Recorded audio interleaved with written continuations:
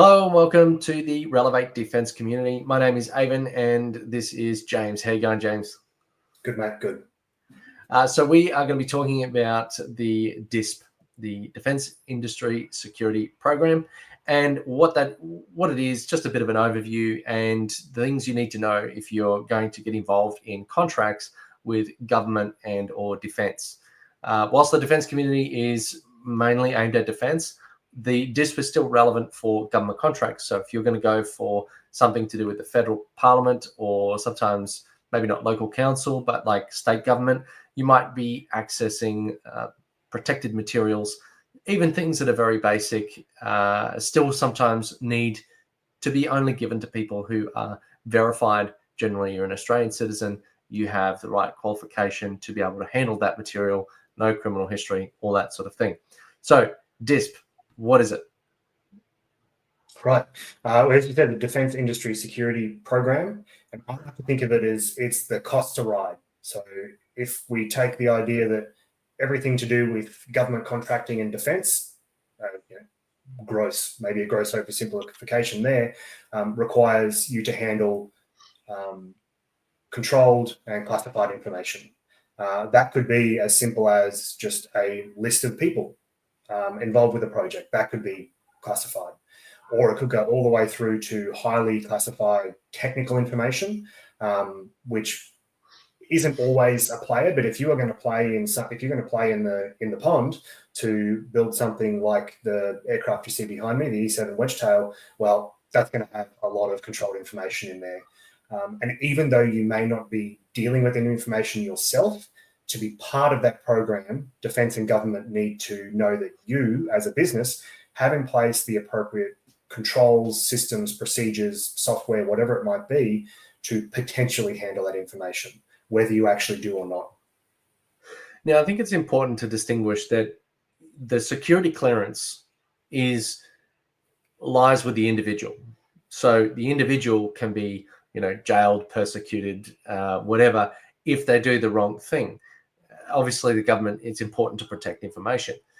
But the DISP is at the corporate level. That's the business or the entity that is then hiring the individuals to go and do the work. And of course, as soon as information is handed over to an entity, it's in a bucket for a whole bunch of people to see. So it's really important for the organization to have its kind of level of security to then apply to the people that work for it, which is then, how it kind of sponsors those individuals.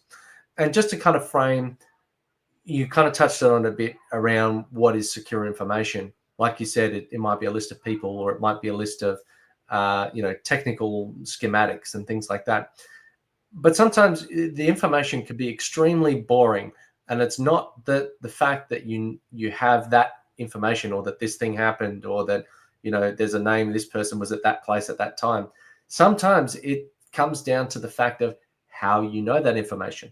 It could be either a piece of technology is in a particular place or whatever that has a particular capability that can do something that doesn't want to be revealed. Or it could be a source, a human who is in a position to be able to provide that information, that if it is revealed how that information is collected, puts that person at risk.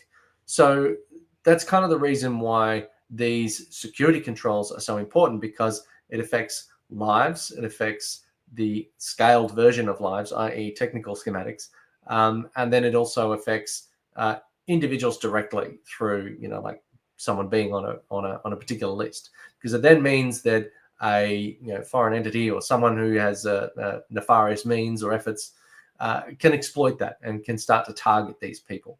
So that's predominantly the reason why we're having security requirements in the first place.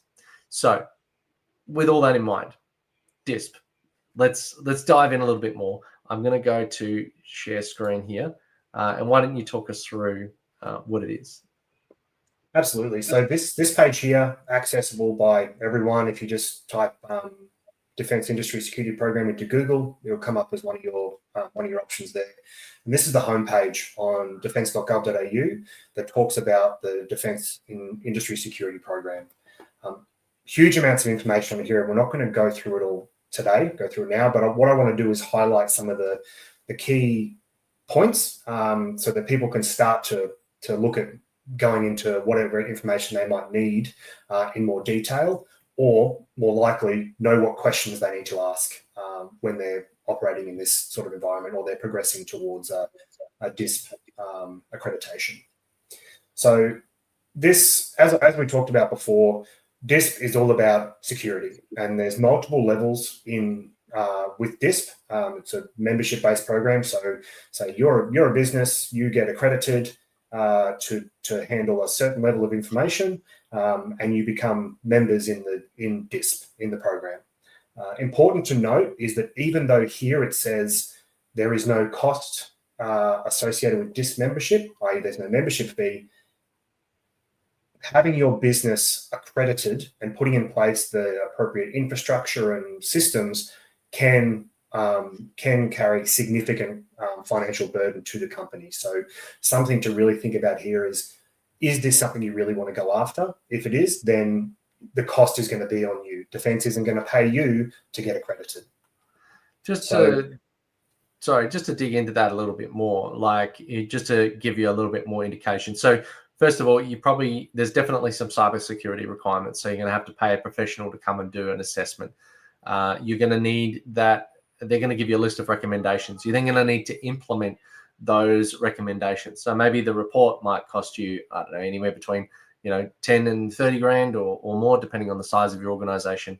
Then you've got to remediate it. Then you've got the time and salaries of either the IT team that's working on it, whether that's internal or contracted. And again, they're going to have to be vetted and reviewed. And then you're going to have the individuals in your team actually doing the work, doing the training, doing their own clearances.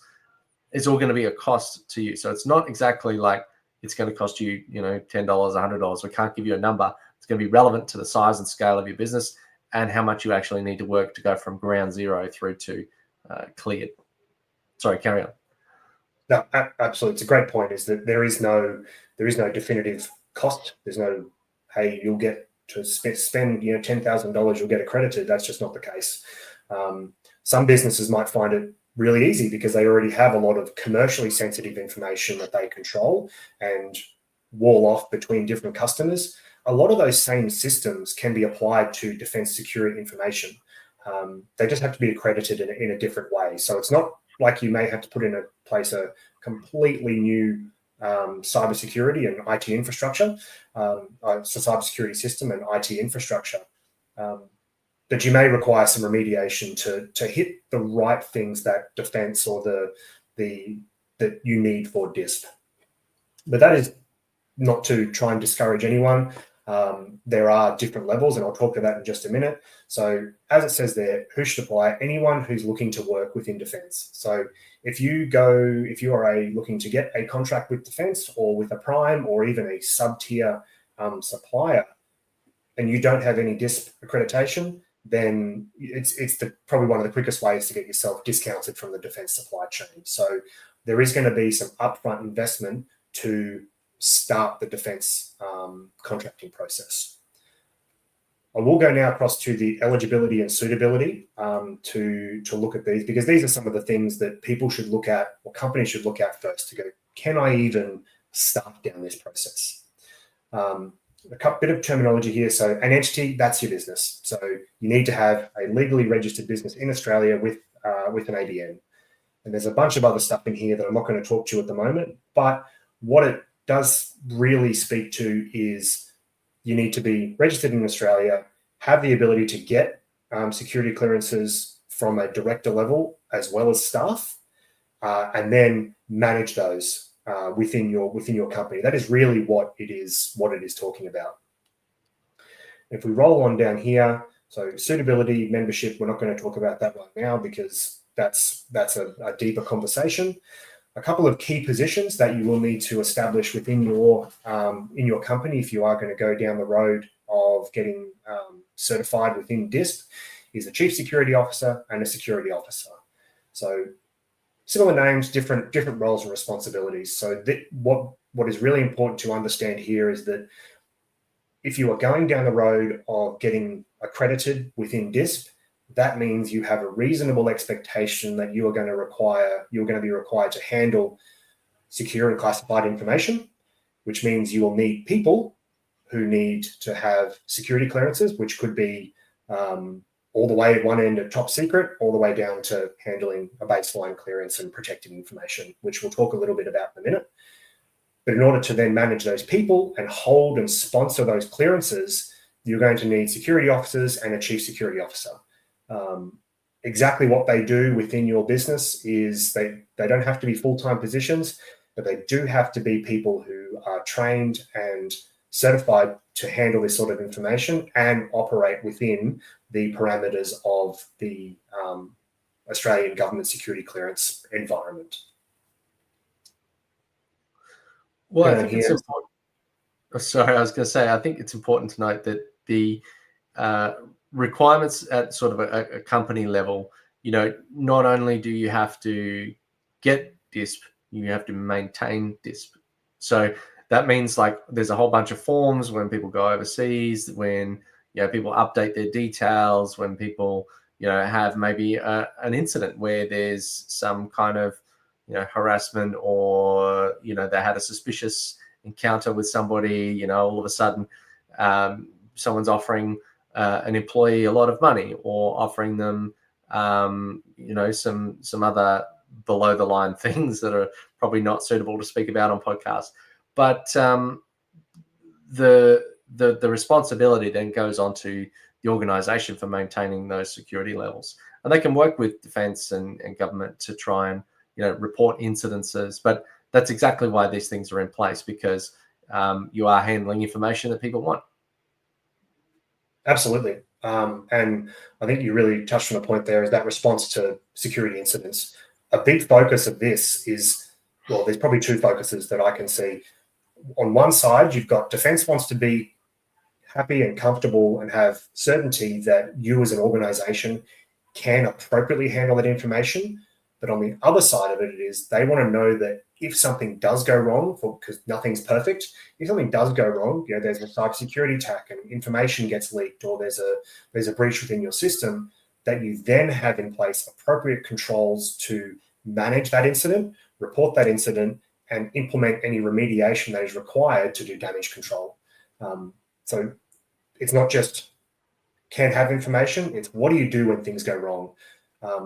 Which is that's a complex issue, but you will be required to have in place contingency plans for DISP accreditation.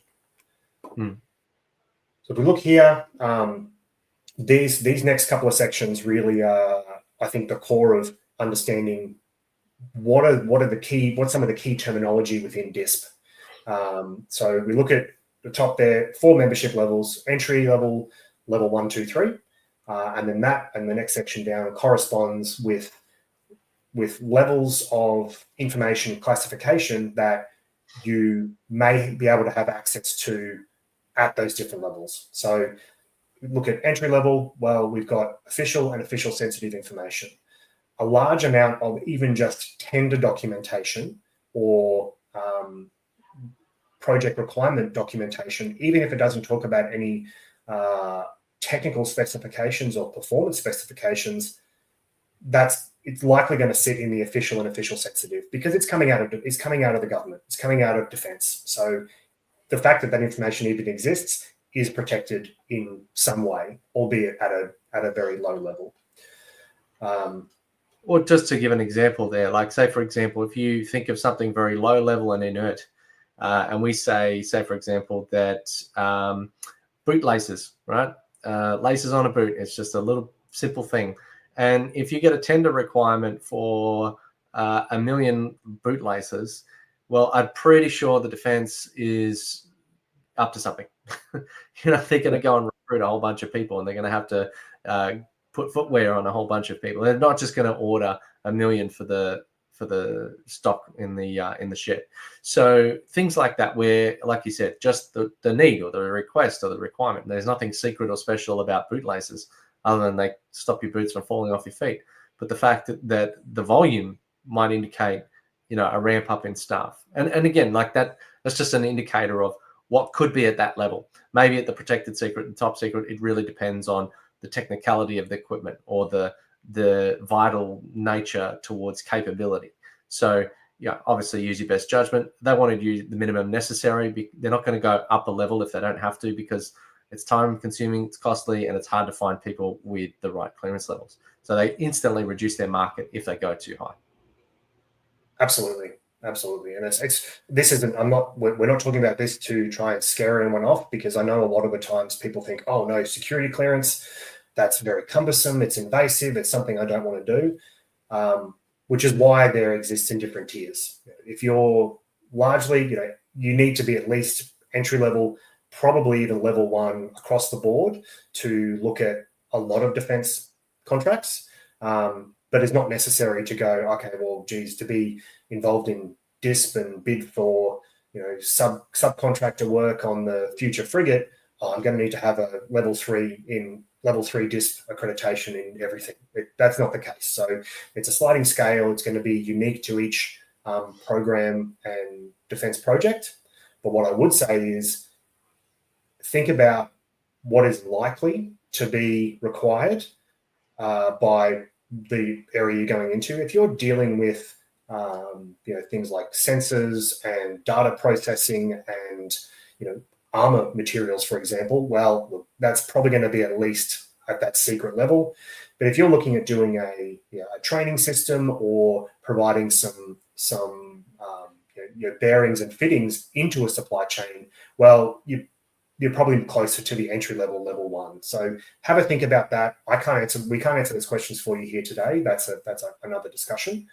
But following on from this, we've got 4 levels. We also have 4 different domains. So what you may hear if you're talking about DISP is different levels of DISP membership or accreditation in these different domains.